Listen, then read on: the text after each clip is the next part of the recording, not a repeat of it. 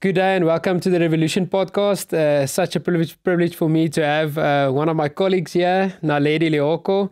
He's one of our pastors also at Moreletapark Congregation, and with our Shining Light and M Connect ministries, our English ministries that we have here. And today we are taking on a topic that's sometimes very difficult for us to talk about, and I think in the broader context of our country. And we're going to talk a bit about racism. And we're going to talk about racist cultures and languages, and what barriers are there, and how can we approach it in the future so that we can overcome it as Christians who want to love everyone, everyone, and make a difference in our country. Please stay tuned.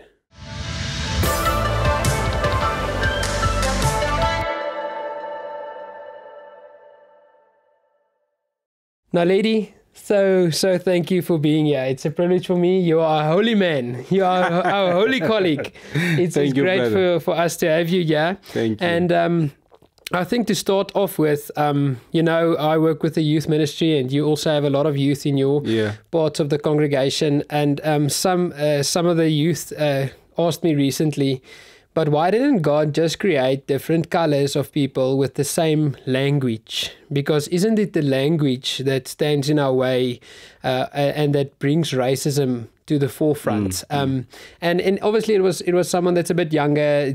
But it tells us they think about these stuff and they wanna ask. But what is it? What is a problem in our country when we speak about racism and we speak about different cultures, different races, and we would just like to hear what you have to say and just learn from you. Yeah, that's a very, very important question that young people can ask, and it shows how creative they are in their thinking. And my point of view is I don't think if we could have maybe, say, one language or maybe same color, things will be the way we think could be much better. Yeah, so much better, yeah. But I think life will be boring if it was like that. Okay, that's good. Yeah. Life will be boring because now we are human beings, and one of the main characters that we have is being interactive beings. So I think the difference that we have in terms of color or culture or even language, it helps us to interact with one another in a much better way. But now maybe bring it into the perspective of Christianity. We need to understand who God is in us. Our cultures, our language, or even color doesn't matter. For Christ is above all these things. Yes. When you read Galatians 3, verse 28, script is so clear that there's no Jew, there's no Zulu, there's no Sotho in God. Yeah. We are all made in His image, and all of us, we are His children. Yeah. And my experience is this one, that once you intentionally learn to understand someone's language, it becomes a journey that one adventure into it. You love it and you do it. The problem with our country, especially in South Africa, it's not the color, it's not even language, it's the systems. And now we as a church, we have allowed politicians to dictate and determine how we live our lives. It's coming to young kids or to the youth. 24/7, most of them live amongst each other in peace. Yeah. You get the black, you get the white, you get the colored, especially when you go to schools. That's where they mix. And now when they come into homes where we are, it is us, what kind of culture are we teaching our kids or promoting it? Yes. Maybe I must give an example of my experience in terms of being called with a K word. In 49 years, I've never been called like that. A man called me, and I was eager because I knew my identity. I was not angry, but I was excited that here's a person that I must help to understand who I am. Yes. By sharing God's love with him, instead of me saying, I will go to the courts and fight this man. Yeah. But I wanted to show God's love in him. Once you know your identity in Christ, you move above all these things. Yeah, I think it's so important, and thank you for sharing that, because I don't think it's always easy sharing that, but I think we must share more stories about everything that's happening in our country that's beautiful, and beautiful stories, God's stories about how He changed someone's heart and how He changes perspectives for people, saying, but it's Christ above all, like you said.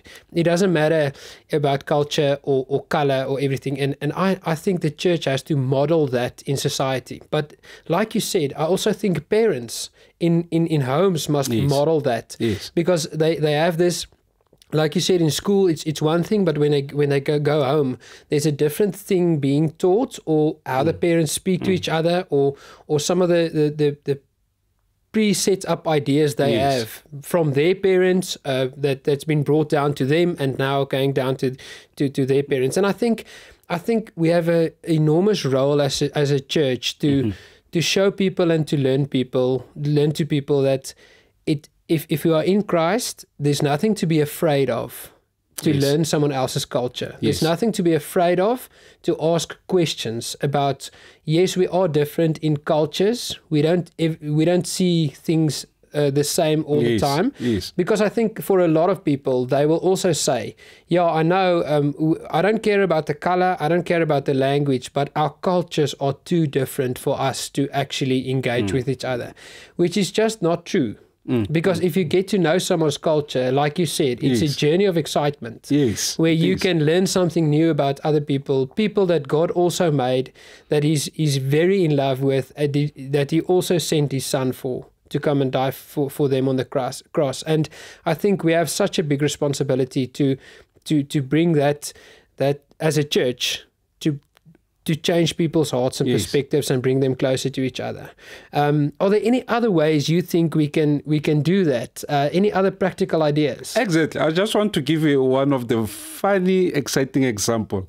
Once you learn someone's culture, it gives an edge in terms of when, especially if you use that in future for evangelism. Yes. That is a tool that you can use. But let me give you this typical example of how knowledge brings us better and closer to each other. Yes. In Sotho or Zulu, calling someone like this, it's an offense. But in African culture, there's no problem calling someone like this. But in Sotho Zulu, at least you must do like this. Yes. But no, because I have a knowledge of that, this culture is like this, that culture is like this. It's not an issue on me on that. Yeah. We have so much sensitivity that it's unnecessary with everything. Every word that we say, we want to be conscious of it. Yes. And that, for me, it says we are not being genuine as people. Yeah. But if I can have the eyes of Christ as I look at you, then I'll know that this is my brother. And by so doing, we break every lies that the media has put up there, every lie that comes out and try to cause more divisions in the society that we live in. I'm a very happy person to belong to this church, Moreletapark. The church that where I step in, I forget that there's a black and white. Yeah. Because I see myself entering at the sanctuary of God, where love supersedes anything that you can think of. So it's in the intentional learning of what works in certain cultures. Once you have knowledge of that, it gives you power to interact in a very easy way and have understanding and being able to block any lies that you hear as a person. Yeah. And it also gives you the freedom to start doing it more. Definitely. Because you get encouraged by that. But thank you so much, Naledi. Yes, brother. Brother, it's so nice to have you. Yeah, thank you for everything we can share. Yes. And we would like to see you next time on this podcast as well. Like and share, subscribe, and share it with everyone you know who can take something out of this message about racism and how to change our country for the good. Thank you. Thanks. I was in France 2 weeks ago, and their culture is totally different than ours. But it was exciting. Yes. But when you come back, it's a bad thing. Yeah. So we've we've been brainwashed. We've been brainwashed by all of the people that says this is bad and these people are bad. We should get over that.